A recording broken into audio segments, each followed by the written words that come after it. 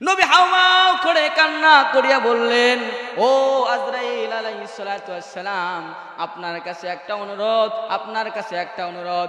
আমি যখন এই দুনিয়ায় থাকবো না, আমার উম্মত যখন থাকবে, আমার উম্মতকে আপনি নরম ভাবে ঠিক এইরকম করে আস্তে করে তার এই রূহ মুবারক আপনি জান কবজ করে নেবেন। বলেন সুবহানাল্লাহ। ও মুসলমান আল্লাহর গোলাম, কার জন্য এত আস্তে নরম করে জানটা কবজ করে নেওয়া হবে? যারা 5 ওয়াক্ত নামাজ পড়েন, যারা আল্লাহর গোলামি করেন, যারা রাসূলের সুন্নাহ অনুযায়ী দুনিয়ায় চলেন, তাদের জন্য এরকম করে আস্তে করে নরম করে জান কবজ করা হবে। কিন্তু আমার তোমার জন্য এরকম করে মনে হয় না জান কবজ করে নেবেন এত আস্তে এত নরম করে। কারণ আজকে আমরা কি করতেছি একমাত্র দেখে কে? আল্লাহ কি দেখতেছে না? আল্লাহর মার দুনিয়ার ভার আল্লাহ যখন ধরবে তখন ছাড়বে না। আল্লাহ ছাড় দেয়, ছেড়ে দেয় না, ছেড়ে দেয়। আল্লাহ ছাড় দিয়েছে, কারণ আল্লাহ রাব্বুল আলামিনকে আমার নবী বলেছিলেন যে আল্লাহ আমার উম্মতকে আপনি কষ্ট দিয়েন না, আমার উম্মতকে আপনি কষ্ট দিয়েন না। এই জন্য আমার আল্লাহ আমার রাসূলের কথা অনুযায়ী আমার আল্লাহ আমার কষ্ট দেয় না। আমার আল্লাহ রাব্বুল আলামিন ওই দিন বলেছিল, যেদিন আমার রাসূল কালেমার দাওয়াত দিয়েছিল কাফেরদেরকে যখন কালেমার দাওয়াত দিয়েছে, যখন কাফেররা আমার রাসূলকে অত্যাচার করেছেন, যখন রাসূলের শরীর মোবারক থেকে রক্ত ঝরাছেন, তখন আমার রাসূলকে বলছিলেন, হে জিবরাইল তুমি যাও তোমার রাসূলের কাছে, যে আমার রাসূলকে বলো আমার রাসূল যদি চায় আমি আল্লাহ এই আসমান এই জমিনে ছেড়ে দেব। বলেন নাউজুবিল্লাহ। আমার রাসূল সাল্লাল্লাহু আলাইহি ওয়াসাল্লাম বলেছিলেন, ও জিবরাইল যাও আমার আল্লাহকে বলে রাখো আমি যতদিন কষ্ট করব, যতদিন আমার হায়াত রেখেছে ততদিন আমি এভাবে কষ্ট করে করে হলেও আমি দ্বীনের দাওয়াত দিব। বলেন সুবহানাল্লাহ। আমি কষ্ট করে করে হলেও আমার যদি জীবন তারা শহীদ করেও দেয় আমি এরপরও এই কালেমার দাওয়াত ছেড়ে দিব না। আর আজকে আমরা এক মুসলমান আরেক মুসলমানকে যদি কালেমার দাওয়াত দিতে যাই, যদি কোরআনের দাওয়াত দেই, যদি নামাজের দাওয়াত দেই, তখন সেই মুসলমান আমাদের মুখের ওপর বলে রাখে যে তোমার নামাজ পড়া তুমিই পড়ো। কয় কি কয় না? কথা বলেন ঠিক কিনা? এই কথা বলে কি বলে না? একজন মানুষ আমাকে ডাইরেক্ট আমার মুখে এসে বলতেছে, হুজুর আমি আর কখনো কাউকে নামাজের দাওয়াত দেব না। আমি বললাম কেন নামাজের দাওয়াত দেবেন না? তখন উনি বলল, আমি এই কারণে নামাজের দাওয়াত দেব না, কারণ আমি একজনকে নামাজের দাওয়াত দিয়েছি, ও আমার মুখের ওপর বলেছে যে তোমার নামাজ পড়া তুমি পড়ো, তোমার আমল নিয়ে তুমি কবরে যাবা, আমার আমল নিয়ে আমি কবরে যাব। আমি ওই বাটপারকে বলে রাখতে চাই, বাটপারকে বলে দিতে চাই তোমার আমল নিয়ে তুমি যাবা, আমার আমল নিয়ে আমি যাব। একজন ইমাম সাহেবের আমল নিয়ে ইমাম সাহেব যাবে, একজন মুসল্লির আমল নিয়ে মুসল্লি যাবে। এরপরেও কেন ওলামায়ে কেরাম বা একজন সাধারণ মানুষের কালেমার দাওয়াত দিতে হয়? কারণ আমরা বিশ্ব নবীর শ্রেষ্ঠ নবীর উম্মত, আমাদের ওর জন্য ভালোবাসা থাকবে ইনশাআল্লাহ। ওর জন্য ভালোবাসা আমাদের আছে বিদায় তাকে আমরা জাহান্নাম থেকে জান্নাতের রাস্তা দেখায় দিই। কথা বলেন ঠিক কিনা? তাহলে যারা বলে আমার নামাজ আমি পড়বো কি পড়বো না তোমার বলার দরকার নাই। আল্লাহ তাআলা সেই সব মানুষকে যেন হিদায়াত দান করে। বলেন আমিন। আর আল্লাহ তাআলা যদি ওদেরকে হিদায়াত না দেয় তাহলে ফিরআউন নমরুদের মতন যেন শাস্তির ব্যবস্থা করে রাখে। বলেন আমিন। কেননা তারা যদি আমাদের দোয়া না নেয়, তাহলে আমরা উপর দিয়ে দোয়া করার পরেও যদি না নেয়, তাহলে তাদের আমাদের দোয়া তাদের দরকার নাই। মুসলমান আল্লাহর গোলাম, খোঁজ করিয়া দেখবেন আজকে আমাদের এই বাংলাদেশ স্বাধীন একটা দেশ, কি অবস্থা কি অবস্থা। কয়েকদিন আগে একজন আলেম দেখলাম মঞ্চে বসে কোরআনকে সামনে নিয়ে আলোচনা করতেছে, পাশের একজন বলতেছে এসব আলোচনা চলবে না চলবে না চলবে না, যদি আলোচনা করতে চাও তাহলে কোরআন থেকে আলোচনা করো। একজন আলেম একজন হুজুর কি কোরআন ছাড়া কোনো আলোচনা করে? কথা বলেন, কোরআন ছাড়া আলোচনা করে? হ্যাঁ, এই কোরআনের মধ্যে কি রাজনৈতিক বক্তব্য নাই? এই কোরআনের মধ্যে কি ঠান্ডা বক্তব্য নাই? এই কোরআনের মধ্যে কি কান্নার ওয়াজ নাই? এই বইয়ের মধ্যে কি সমস্ত বিষয় নিয়ে কি আলোচনা নাই? হ্যাঁ, আমি আমার জিন্দেগিতে আমি আমার 10 বছর থেকে নিয়ে আলোচনা করে আমি 50 বছর পর্যন্ত আলোচনা করলাম, আমি শুধু কান্নারই আলোচনা করলাম। ওই ওয়াজ আল্লাহর দরবারে কখনোই কবুল হবে না, কারণ সে শুধু একটা ব্যাপার নিয়ে আলোচনা করলো, কান্নার ওয়াজ। আর যে ওয়াজ আছে, আর যে ফতোয়াগুলো আছে, আর যে মাসলা মাসাইল আছে, আরো যে বাকি মানুষদেরকে বুঝ দিতে হবে, সেই বুঝটা কে দিবে? কথা বলেন, সেই বুঝটা কে দিবে? আপনারা যদি জাহান্নামে যান, আমি ইমাম, আমারে রাখছেন কেন?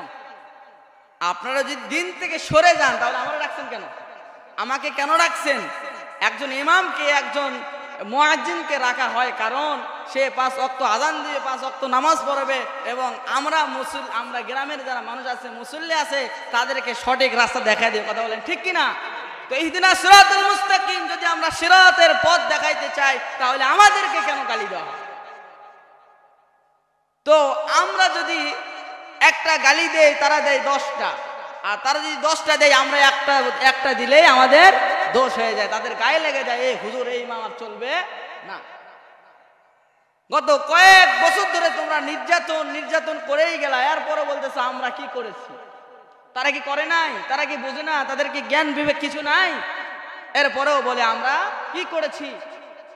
মুসলমান আল্লাহর গোলাম, লক্ষ্য করিয়া দেখবেন, আজকে শুধু নামাজ নিয়ে আলোচনা করার বিষয় নয়, জাহান্নাম নিয়ে আলোচনা বিষয় করা নয়, জান্নাত নিয়ে আলোচনা করাটাই বড় বিষয় নয়। আজকে আমাদের বুঝতে হবে, এই বাংলার জমিনে কোনো মুসলমান যদি বাস করতে চায়, তাহলে তার এই কোরআন মেনে চলতে হবে। কথা বলেন ঠিক কিনা? যারা কোরআন থেকে কোরআনের বাইরে চলে যাবে, তাদেরকেও আমরা ত্যাগ করার জন্য প্রস্তুত আছি কিনা? নাই। কারণ যে আল্লাহর দিন মানে না, আল্লাহর আইন মানে না, তাকেও আমাদের দরকার নাই। আছে কি দরকার? যে আমরা আল্লাহর কোরআন মানে না, কিতাব মানে না, যালিকাল কিতাবু লা রাইবা ফি, আল্লাহ বলেন এটা এমন একটা কিতাব, এটা এমন একটা কিতাব, এই কিতাবের মধ্যে কোনো ভুল নাই, কোনো সন্দেহ নাই। বলেন সুবহানাল্লাহ।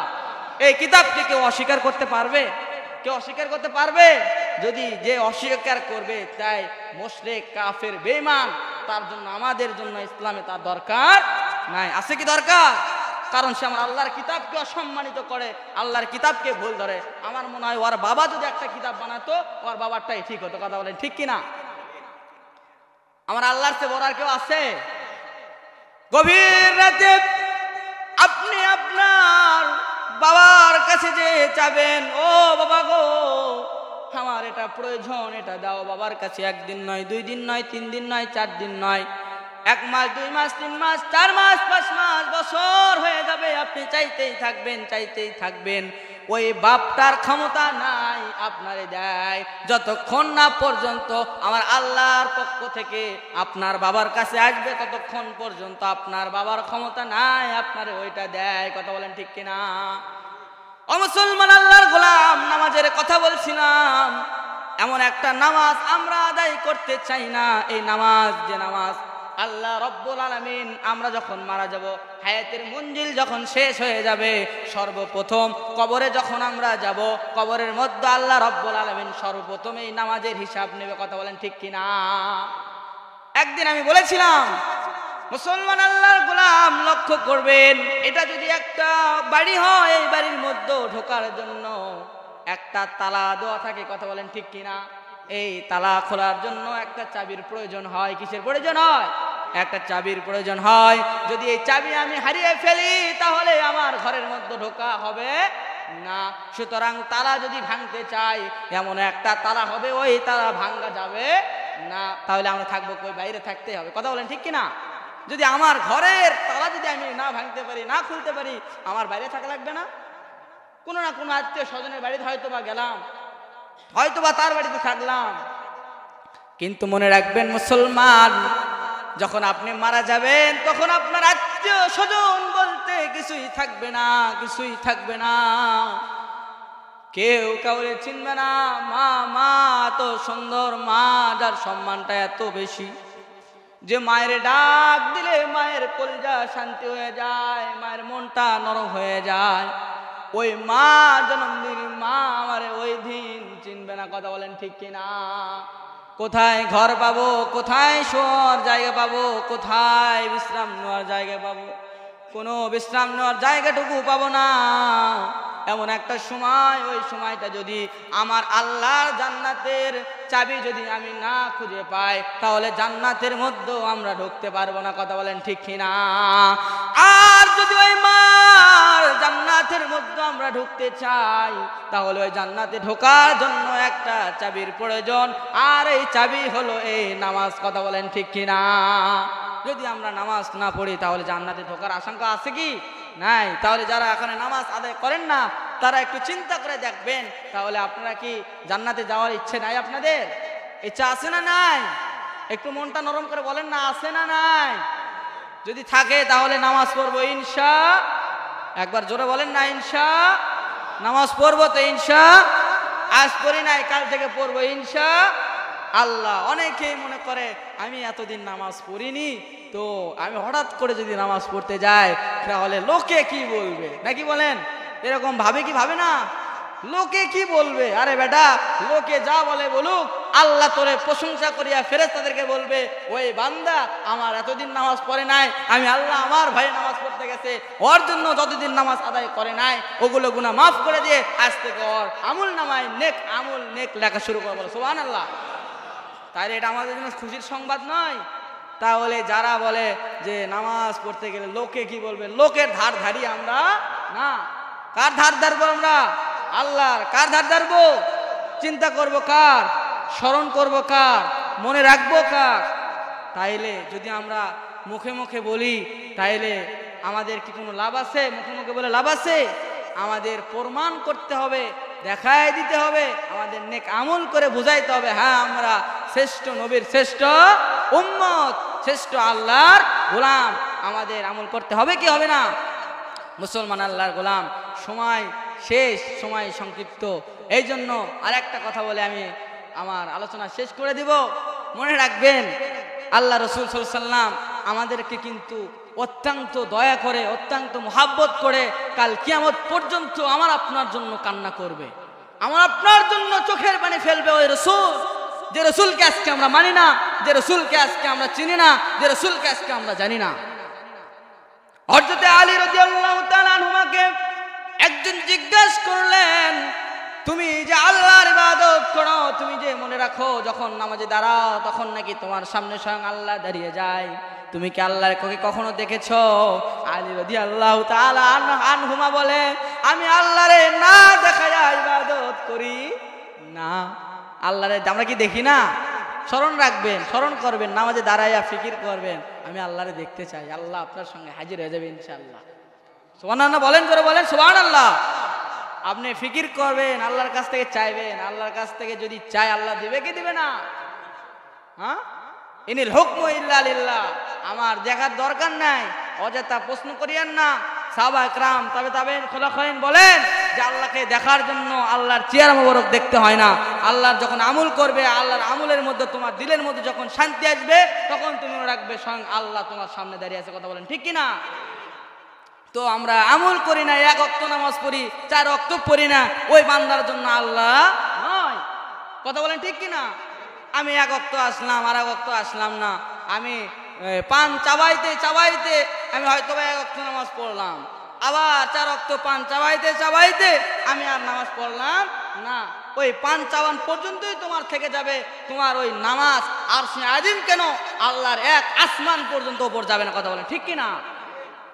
তো মুসলমান আল্লাহর গোলাম, আজকে আমরা কোরআনকে অস্বীকার করি, আজকে আমরা হাদিসকে অস্বীকার করি, আল্লাহর ইলম আল্লাহর দ্বীনকে অস্বীকার করি। কথা বলেন ঠিক কিনা? আল্লাহর দ্বীনকে অস্বীকার করার জন্য মুখে মুখে বলতে হয় না আমি আল্লাহর দ্বীনকে অস্বীকার করলাম, আল্লাহর কোরআনকে অস্বীকার করার জন্য বলতে হয় না আমি কোরআনকে অস্বীকার করলাম। তার মনের ভেতর, তার প্রশ্নের দ্বারা, তার দিলের কথা, তার চলাফেরার দ্বারা বোঝা যায় যে সে আমার আল্লাহর দ্বীনকে মানে না। কথা বলেন ঠিক কিনা? যদি আজকে আল্লাহর দ্বীনকে মানতাম, আল্লাহ রসুলের কথা মানতাম, আল্লাহ রসুলের সুন্নাহ অনুযায়ী চলতাম, আজকে আমাদের মধ্যে এত মারামারি ফাটাফাটি, এত ক্যাচাল গন্ডগোল, এত ঝগড়া ফাসাদ হতো না। আজকে আমরা কেউ কাউকে দেখতে পারি না, একই গ্রামে থাকি, একই গ্রামে বাস করি, অথচ এই গ্রামে মানুষকে আমরা একই গ্রামে দেখতে পাই না। কথা বলেন ঠিক কিনা? তো যদি আমরা একই নবীর উম্মত হই, একই মুসলমানের ঘরের সন্তান হই, তাহলে আমরা যদি এরকম করতে থাকি তাহলে আল্লাহ পাক আমাদেরকে শাস্তি দিবে না? আল্লাহ কি আমাদেরকে ছাড় দিবে? আল্লাহ বলবে, মুসলমান ইন্না দীন ইনদাল্লাহিল ইসলাম, আমি এমন একটা ইসলাম ধর্ম তোমাদেরকে দিয়েছি, বাকি যতগুলো ধর্ম আছে সমস্ত ধর্মগুলো বঞ্চিত হয়ে যাবে, শুধুমাত্র একটা দিন, একটা ইসলাম ধর্ম আমার কাছে গ্রহণযোগ্য। বলে সুবহানাল্লাহ। তাহলে এই দিন, এই ইসলাম গ্রহণ যখন আমার ওখানে হবে তখন আমার একটা নাম থাকবে, আমার নাম মুসলমান। মনে রাখবেন, আমার নাম কি থাকবে? মুসলমান। যদি আমি মুসলমান হইয়া যদি আল্লাহর কাছে আমি জবাব না দিতে পারি, আল্লাহর প্রশ্নের উত্তরগুলো যদি না দিতে পারি, তাহলে আমার মুসলমান হওয়ার কোনো দরকার নাই।